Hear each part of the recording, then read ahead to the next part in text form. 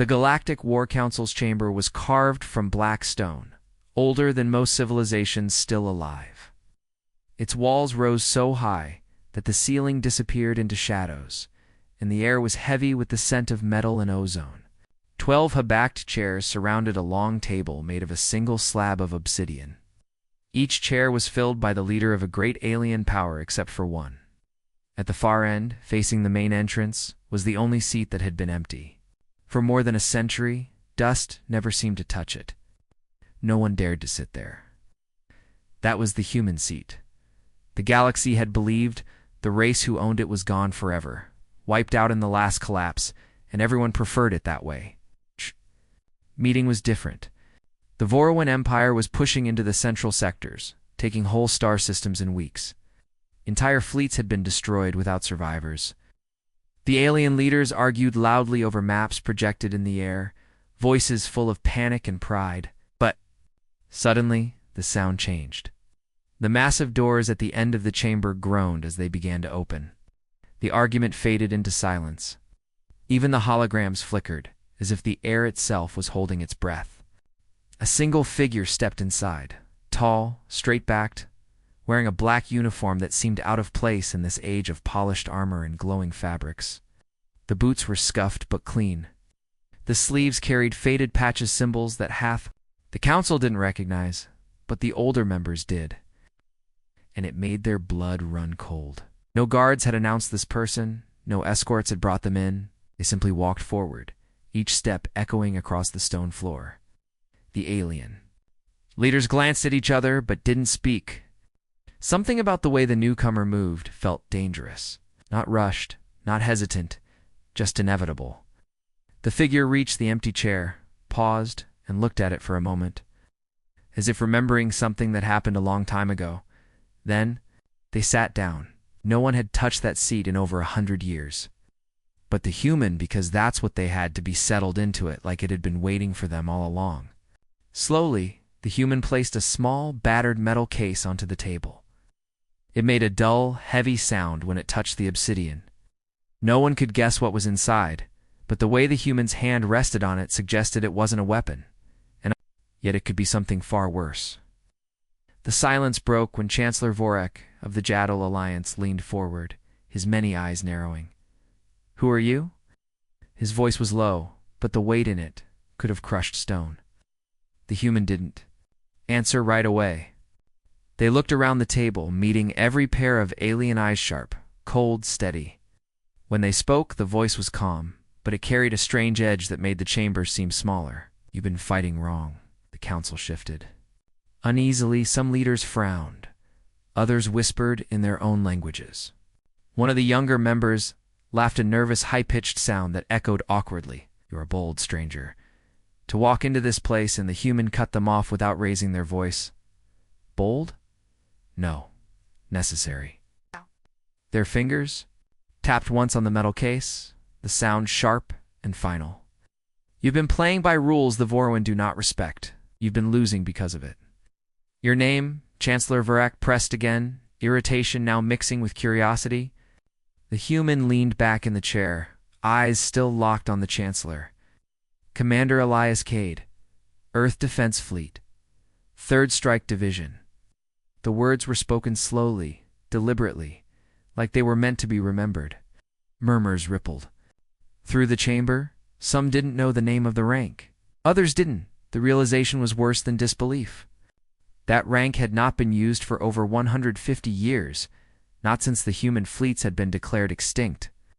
One of the older council members, scaled and ancient, spoke in a voice that almost trembled. "That's impossible. Humans are gone." Made certain, the human's eyes hardened. "You didn't make certain enough." The words hit like a blade against stone.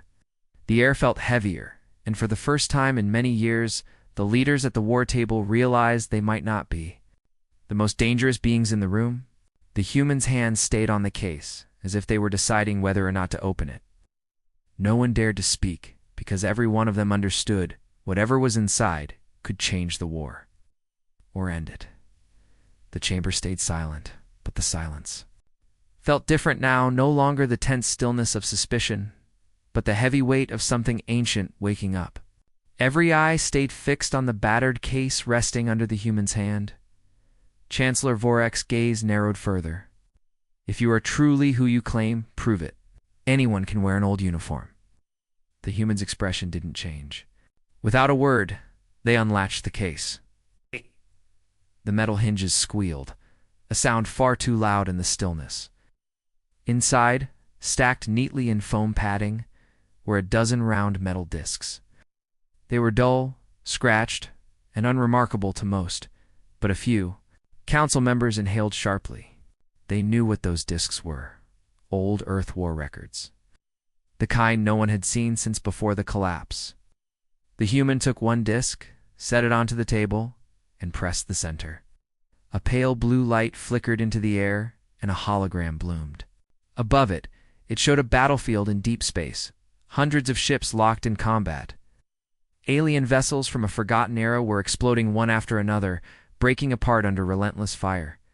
In the middle of it all, moved human ships smaller, faster, weaving between massive enemy cruisers like hunting predators among slow-moving prey. The council leaned forward, mesmerized. The tactics on display were unlike anything used today. Human fleets split apart, regrouped, and attacked from impossible angles. They used debris as cover, enemy wreckage as weapons, and seemed to turn chaos into their greatest ally. The Vorowin ships in the footage once considered invincible were torn apart in minutes. This battle, the human said quietly, was fought at Sol's outer edge. The Vorowin called it the Night of the Broken Sky. They lost 3 fleets in 4 hours. An alien general from the Thruel Dominion scoffed. Impossible. No force could destroy that many ships so quickly. The human's gaze slid toward him, sharp enough to cut. Lost to the Vorowin because you fight like them. You move in straight lines. You hold your formations. You obey patterns they learned to predict centuries ago. Humans don't fight like that. We never did. And where have you been, Commander? Gah! If your kind could win wars so easily, why did you vanish? The hologram shifted without warning. It showed a burning planet to citizens boiling, cities turned to glass. The council recognized it instantly. Earth, the human, didn't need to explain. The image alone was enough to silence the question. We didn't vanish, the human said. Slowly, we hid, and we waited. Because the galaxy wasn't ready to fight the way we fight. Murmurs filled the chamber. Some voices carried awe, others suspicion. 1 or 2 council members whispered to each other in fear. The Thruel general spoke again, though more cautiously now. If this is true, then why come back now? The human leaned forward, resting both hands on the table. Because you've been losing for too long. And if the Vorowin win here, there won't be anywhere left for us to hide. Vorek studied the human for a long moment, his eyes unblinking. Finally, he spoke. Half of this council will want to exile you. The other half will want to use you. But all of us will need proof before we trust you. The human's lips curved in something that wasn't quite a smile. Then give me a fleet. The words were met with shocked silence. A single human asking for a fleet from the most powerful war council in the galaxy. It was insane. But the council could feel something shifting in the room. The Vorowin were no longer the only thing to fear. Word of the human's appearance at the war table did not stay in that chamber for long. Before the council meeting even ended, encrypted transmissions were already racing across the galaxy. Some were sent in secret to political allies. More dangerously, slipped through the shadows into enemy hands. By the time the human left the council building, the news had reached the ears of the one race who feared it most, the Vorun, in the obsidian throne hall of the Vorun Emperor. The message was played on a hovering datasphere. Distorted image of the human's face appeared, along with a name that had not been spoken in over a century, Commander Elias Cade. The Emperor's clawed hand tightened on the arm of his throne, metal groaning under the pressure. Around him, his war ministers shifted uneasily. They knew the stories. The last time humans had fought the Vorowin, whole fleets had vanished without explanation. One minister hissed, "It cannot be real. The humans are extinct, the collapse erased." Them, the Emperor's golden eyes, burned like molten metal. Then explain why this. Ghost wears the old black of their war fleet, and why he sits in their council's human seat. His voice was low but venomous, each word carrying the weight of death. It is true, we will not make the same mistake twice. An order was given immediately. Every Voruan fleet in nearby sectors was to avoid direct engagement. The Emperor knew better than to underestimate a single human commander. Instead, he sent a different command of bounty. Across the shadow networks of the galaxy, an offer was made: the capture or confirmed death of Commander Elias Cade would be rewarded with enough wealth to buy a moon.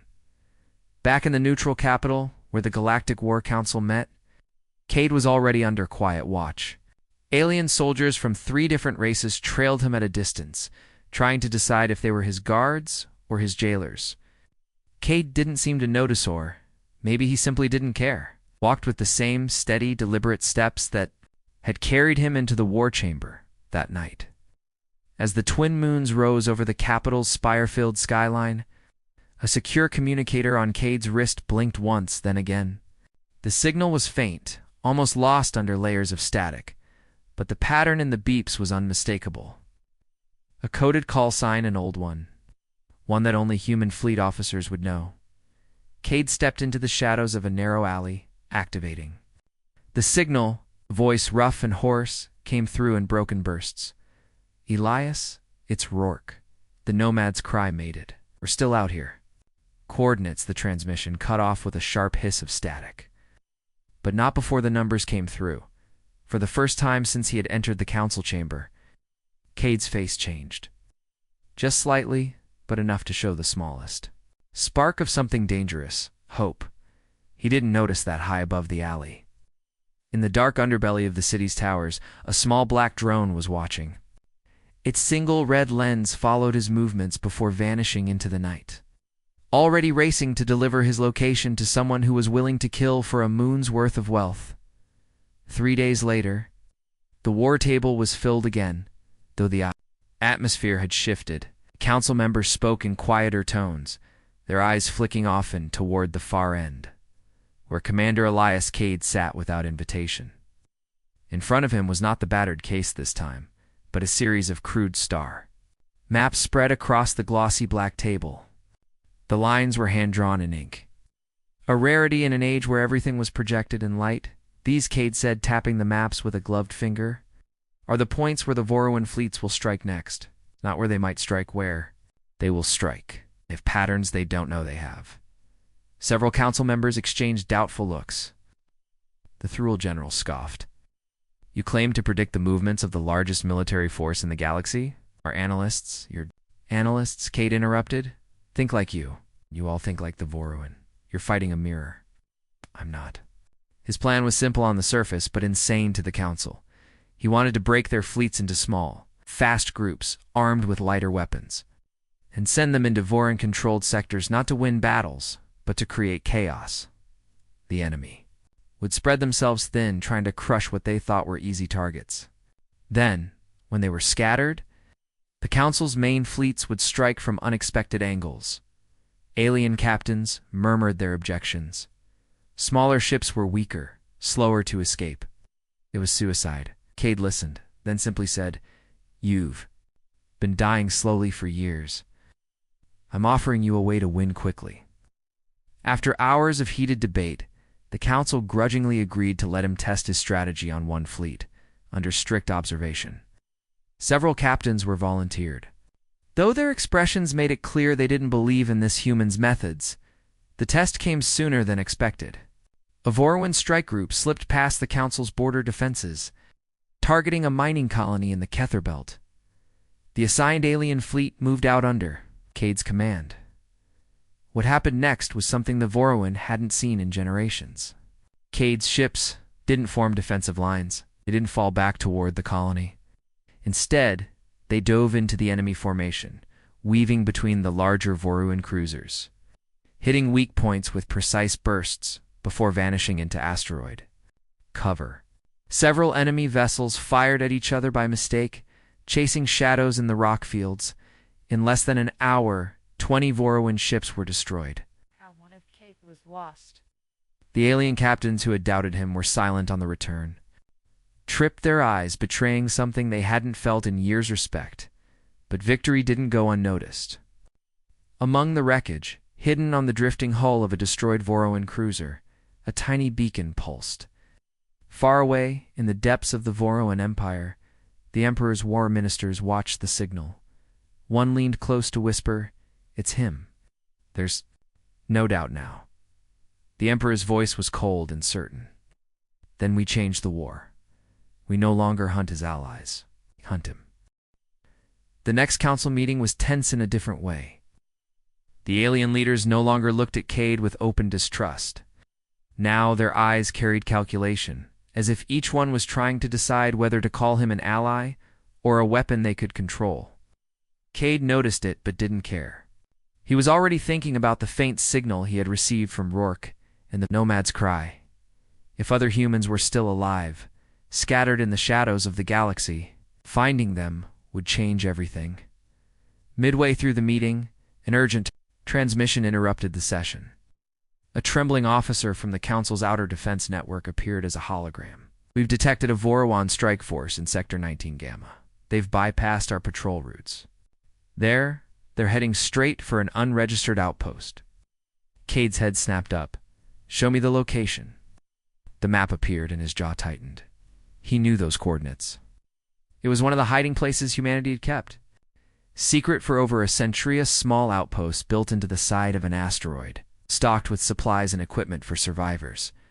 The council chamber erupted in voices, but Cade's cut through them like a blade. "We move now, with whatever ships we have ready." Council members hesitated. The Thrall general muttered, "It's not an official installation." "Why risk?"